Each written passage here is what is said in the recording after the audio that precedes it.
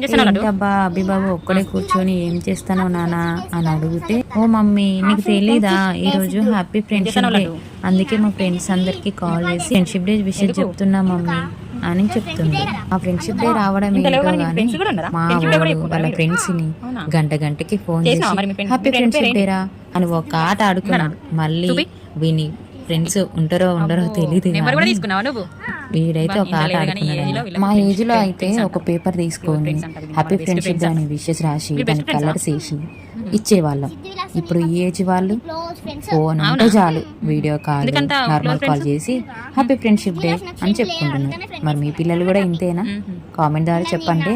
మీ best friend సిద్ధి విలాస్ అంటే అభికి చాలా ఇష్టం. వీడియోలో చూడండి ఎంత ముద్దుగా ఎక్సైట్ గా ఫీల్ అవుతుండో. వీడియో ముద్దు మాటలతో చిన్న మాటలతో ఎంత ముద్దుగా చెప్తుంది.